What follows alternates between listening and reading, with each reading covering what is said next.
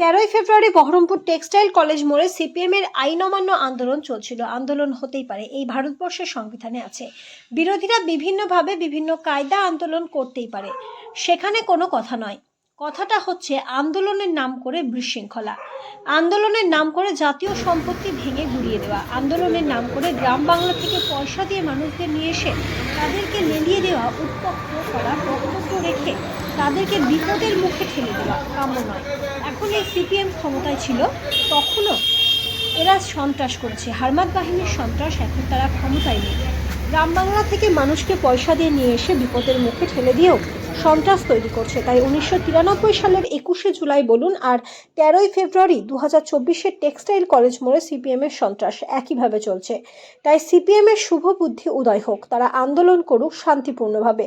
বহরমপুরের গর্ব, বহরমপুরের অহংকার, ব্যারাক স্কয়ার লোহার গেটকে দিনের বেলায় ভেঙে গুড়িয়ে দিল এই হারমাত বাহিনী। বহরমপুরের মানুষ, মুর্শিদাবাদের মানুষ, বাংলার মানুষ এই সিপিএমকে আর চায় না। এই সিপিএমের রক্তমাখা হাত আর দেখতে চায় না। তাই তোমরা মানুষের স্মৃতি থেকে মুছে গেছো, আর আন্দোলনের নাম করে সন্ত্রাস করো না, এটা বাংলার মানুষ বলছে।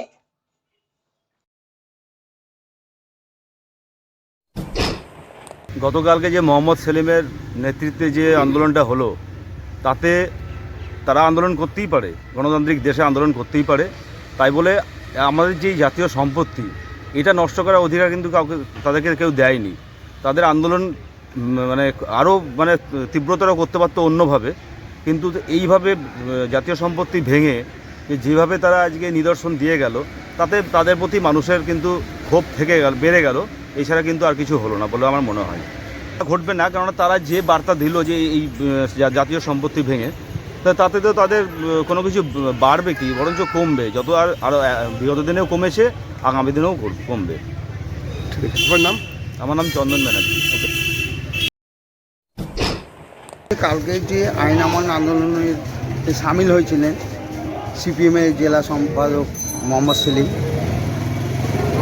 পশ্চিমবঙ্গ কেন কোথাও ভারতবর্ষের প্রত্যেকের সংবিধানে প্রত্যেকের অধিকার আছে আন্দোলন করার, কিন্তু আন্দোলনের নামে যে একটা গুন্ডামো, আন্দোলনের নামে একটা সরকারি সম্পত্তি তছরূপ করা, নষ্ট করে দেওয়া, এ অধিকার তো কেউ দেয়নি। কালকে যেভাবে আইন অমান্যর নামে যেভাবে নোংরামোটা হয়েছে, যেভাবে সরকারি সম্পত্তি ভাঙচুর হয়েছে, এবং যেভাবে দেখলাম একটা রণক্ষেত্রের আকার ধারণ করেছে, এটা ঠিক কাম্য নয়।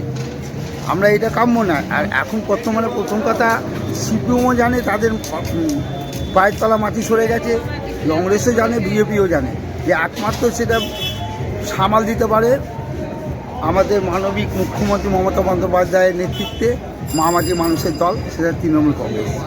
সেই কারণে ওনারা হেন তেন প্রকারে একটা বিশৃঙ্খলা সৃষ্টি করতে চাইছে সব জায়গায়।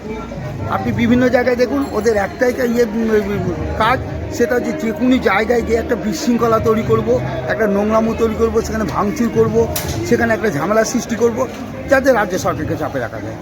এটা কোনো মানে? একটা মিটিং সবাই অধিকার আছে, সবাই করে।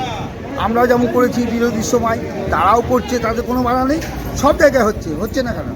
আমরাও কোনো জায়গায় পাচ্ছে না, ওনারা আদালতে দ্বারস্থ হচ্ছেন। এবং সেগুলো দেখতে হবে। সামনে আমাদের মাধ্যমিক পরীক্ষা, সামনে আমাদের উচ্চ মাধ্যমিক পরীক্ষা।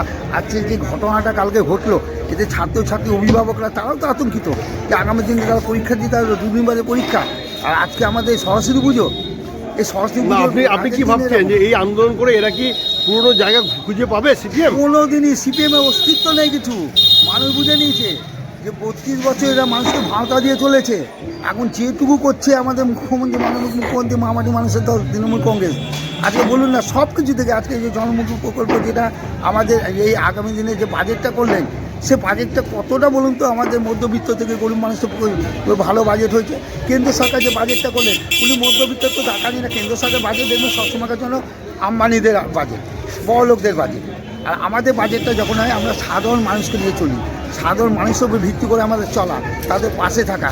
তার ফলে বাজেটটা আমরা ঠিক মধ্যবিত্ত পরিবারকে নিয়ে আমরা বাজেটটা তৈরি করি। এই যে লক্ষ্মী ভাণ্ডার, যে মায়েদেরকে লক্ষ্মী ভাণ্ডার দেওয়া আছে, সেই লক্ষ্মী ভাণ্ডার সময় প্রথমে প্রচণ্ড ব্যঙ্গ করেছিল বিরোধীরা, 500 টাকা দিচ্ছে, এটা ভাঁওতা হানা টানা। কিন্তু আজকে তো প্রমাণিত হলো এই লক্ষ্মী ভাণ্ডার 500 টাকার পরিবর্তে মাননীয় মুখ্যমন্ত্রী আবার বাজেটের মধ্যে তাদের কিন্তু 1000 টাকা করলেন, প্লাস তপশিলি যারা আছে তারা 1200 করলো, মৎস্যজীবী যারা আছে বছর 5000 করলো, এবং ঘরের জন্য বিভিন্নভাবে আমাদের যেভাবে আমাদের এই মুখ্যমন্ত্রী সরকার আমাদের মানুষের পাশে থাকছে, তাতে আমাদের পশ্চিমবঙ্গ সহ ভারতবর্ষ আগামী দিনে এই তৃণমূল সরকারকে, এই তৃণমূল কংগ্রেসকে মানে ইয়ে করে আপনার তৃণমূল কংগ্রেসকে দেখে আগামী দিনে রাজনীতি শিক্ষা পাবে বহু রাজ্যে।